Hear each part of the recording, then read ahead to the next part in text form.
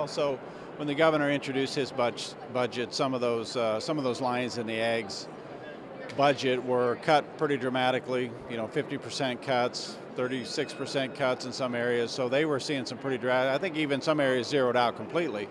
And so what I have said from day one with this budget is I realize that there are cuts that have to be made, but I want to make sure that they're fair and equitable. That no one entity takes such a significant cut that it devastates a program.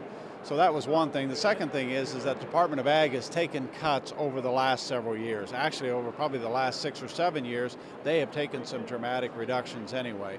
So the message was they've already had their cuts. They've taken their fair share of cuts. Now let's make sure. And what I was trying to do is let's reduce any further cuts to a minimal amount, and that's why instead of looking at some of those drastic reductions, we're looking at roughly a 10% cut in their budgets. One of the focus that we're talking about. I mean, I haven't even gotten into the regulation side, which I think there's probably plenty there to write about.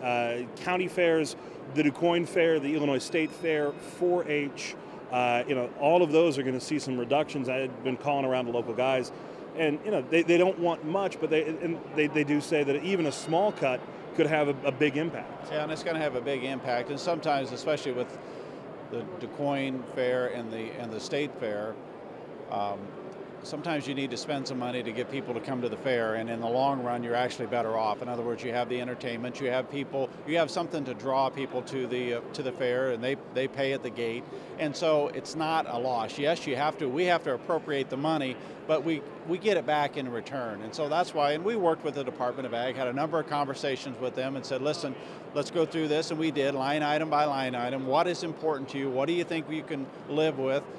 That's the way we did it in the Senate. I'm not sure how the House did it, but that's the way we tried to do it, work with them, come up with some numbers that they thought that they could live with. I'm not saying that they like it, but it's certainly better than some of the other options that are out there. I was talking with a mom from 4-H down in Saline County, and she said, even if you trim just a little bit of what the kids are going to get at the local fair, at the state fair, you may not have as many ducks, you may not, and 4-H has been one of these programs that we've seen hanging on for a couple of years now. Right, yeah, and so, it gets the youth involved in programs, and it gets your communities and parents involved in those programs. And the county fairs have traditionally and historically, they've been a venue to bring the public into a setting, whereas at a county fair or a 4-H fair, and that they can get a taste for agriculture, and they can get, the children can learn about agriculture, and the public can come in and see an aspect of agriculture. And heck, we're keeping kids, off the streets. I mean, they're doing something good and something positive. And so that's why all along I've tried to maintain or sustain funding for these programs,